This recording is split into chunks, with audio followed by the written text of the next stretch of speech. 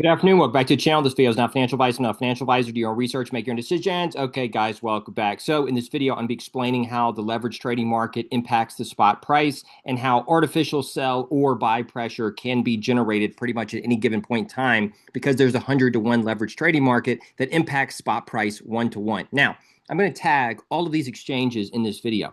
And if there's any representatives that work for these exchanges that want to provide some feedback, if I get anything wrong, please feel free to fill the gaps.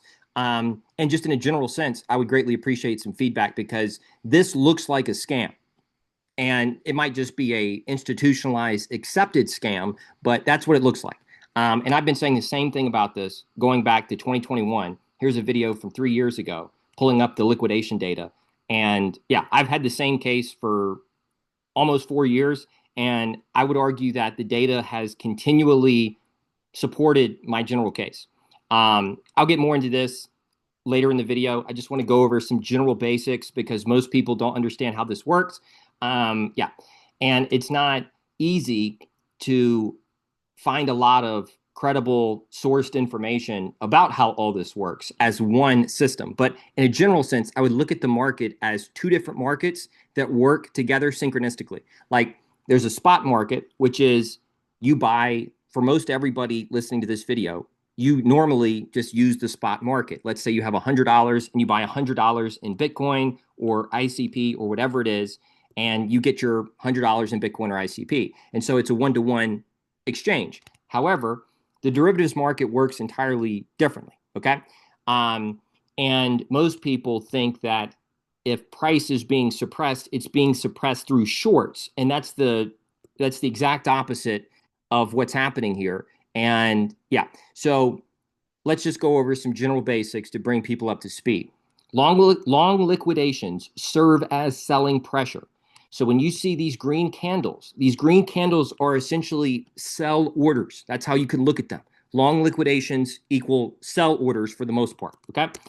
Um, Short liquidations serve as buying pressure. When Bitcoin price just drops, there's a big waterfall crash, and you see that there's tons and tons of liquidations. That plays into this whole conversation. Okay. However, oftentimes people in this space, when you bring up anything about the derivatives market, long liquidations or short liquidations, or just how that impacts the spot price, they'll say, oh yeah, but the shorts it balances each other out. No, it doesn't. It balances each other out if it actually balances each other out. And that's what the data says. However, if the data does not show a ratio that's close to 1-to-1 with long liquidations and short liquidations, then they don't balance each other out. And this is the ICP liquidations chart for the last 6 months. Now, I've been showing this going back for at least 12 months on this platform.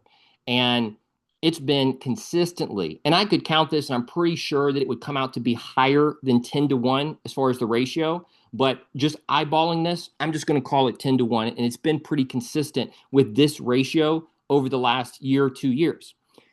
Now, this is the total liquidations for the entire industry. So you can go one by one through all these different assets and look at their general long to short liquidation ratio. The ratio is the thing to look at. Okay.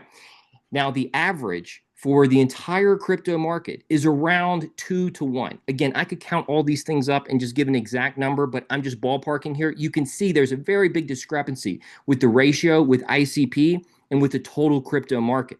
All right.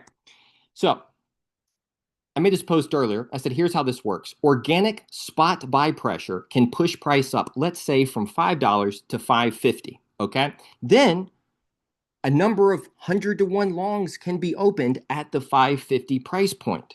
At that point, 100-to-1 long, all that has to happen, because there's only 1% collateral backing it, all that has to happen is price drops 1% from the time those long positions are opened, and that starts the cascade of liquidations. So price only has to drop by 1% down to 545 to start the cascade of long liquidations, bringing price back to $5 with very little real spot sell pressure. And you just got to look at this objectively and use your own critical thinking.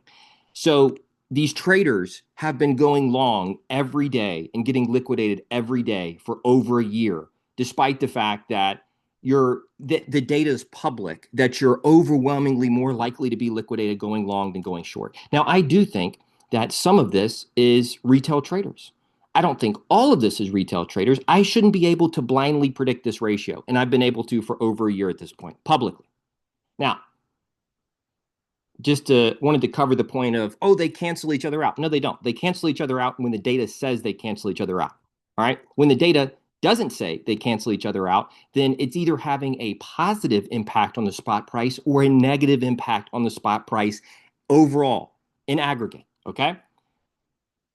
The ratio is where to look, and then compare the ratio to the average to see, is it close to the average or is it pretty far off from the average?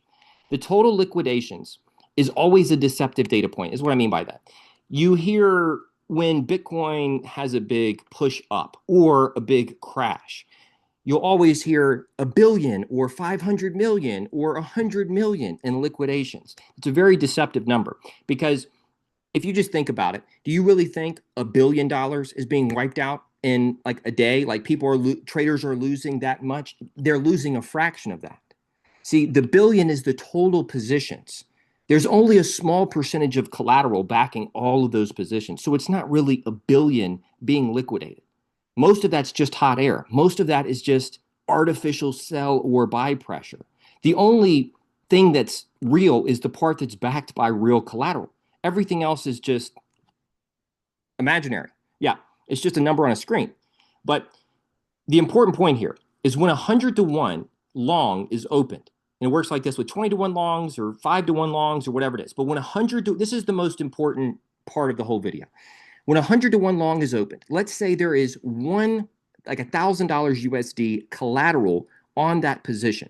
So the position size, because it's 100x or 100 to 1 long, the position size is 100K.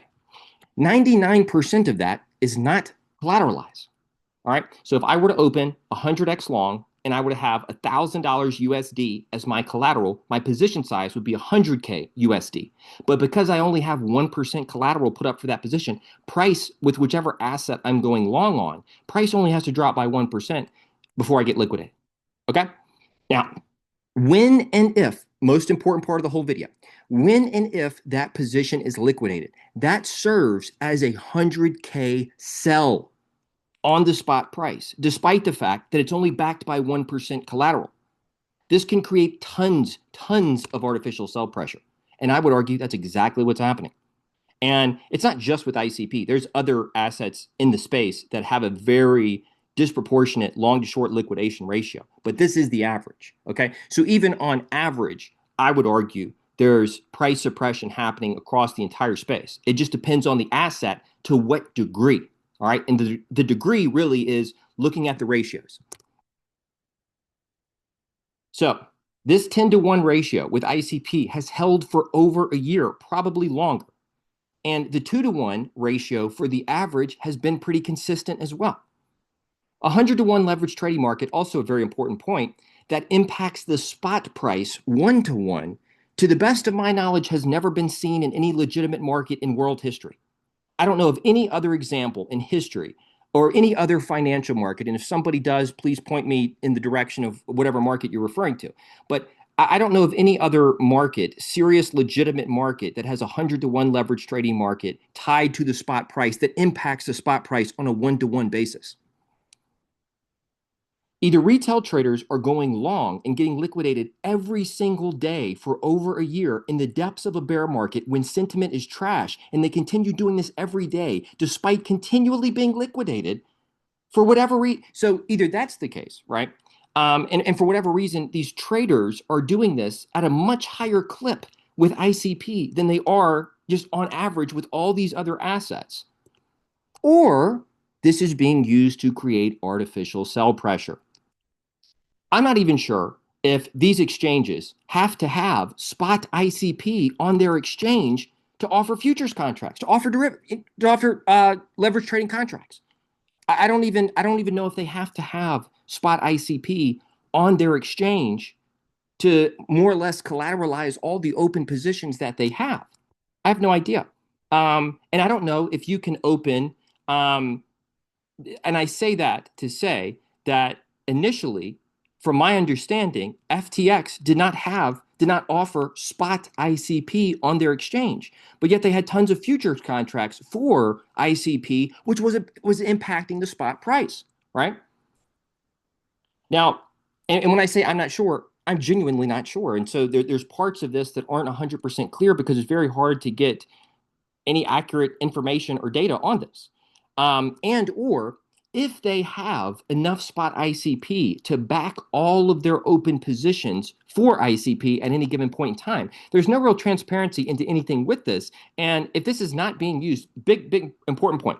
This can be used to manage the market. This can be used to create artificial sell pressure and artificial buy pressure. And it is creating artificial sell pressure right now. The only question is whether or not this is being deliberately manipulated or if this is just an organic thing, right? So this could just be organic and it's happening incidentally, right? The price suppression is happening to some degree incidentally because people keep going long every single day and keep getting liquidated over and over and over and over again for over a year. The volume, now, another important point. The spot market, and this changes week to week, month to month. It's all about the time period that you're looking at. So the volume, if you look at the spot market and the derivatives market, roughly 75% of the total volume is coming from the spot or the derivatives market, and 25% coming from the spot market. It could be a little bit different, but that's the general average from every time that I've checked or looked into it. But important point here, when they're talking about all this volume, a lot of this is hot air. The real volume is the collateral backing these leveraged positions. So when they say that there's this much volume in the derivatives market, that number is heavily inflated, and most of that is hot air. Most of that is not collateralized, but it does impact the spot price 1-to-1. So this vehicle exists. Let me back up real quick. If this is not being used to manipulate the market deliberately, and if this is not being used to deliberately manage the market and price action, if it's not, it's just because institutions and exchanges have just decided not to, because the vehicle is in place for them to do it. This is all they need to do it. So if it's not happening, and if this is 100% organic, it's just because they're deciding to not manage the market, because they have the system in place to do it. If you don't have a 100-to-1 leverage trading market that impacts spot price 1-to-1, it's not possible to create this type of artificial sell or buy pressure. But as soon as you put that machine in place and that system in place and it's tied directly to the spot price, there you go. Why don't more people know that this is the way, in a general sense, that the market works and how the leverage trading market impacts the spot price? Why don't more people know about this? Look at all the biggest accounts. Most of them are paid shills from the leverage exchanges, right? Think about it. Leverage trading has become a much bigger conversation in this industry, mostly because of Twitter, but than tech itself, right? Think about how backwards that is. Think about how insane that is. Now, I think I'm just going to cut it off right there. I covered pretty much everything I need to go over. I would greatly appreciate some degree of feedback or response from somebody at one of these exchanges. I'm going to stay on this over the next 6 to 12 months. And I might have to start tagging a bunch of media outlets too, because this is starting to look like a giant scam. And yeah, so I would greatly appreciate any feedback from, and I'm not accusing anybody at these exchanges. It could very well be some third party that doesn't have anything to do with any of these exchanges, and they're just using these exchanges as a way to manage price action. That's entirely possible. It could have nothing to do with any of these. This is just the vehicle that's being used. That's possible. I just think there needs to be a lot more transparency on this entire situation. Yeah, and I think it's highly I think it's very strange that this has been normalized to the degree that it has, given that there's nothing else like this on earth with any other financial market in world history that anybody can point to say, oh yeah, this is standard practice. That's all I have for this video. Thank you everyone for tuning in today. Let me know if I got anything wrong. Let me know if you have any questions. That's it. Have a good day. I'll see you in the next video.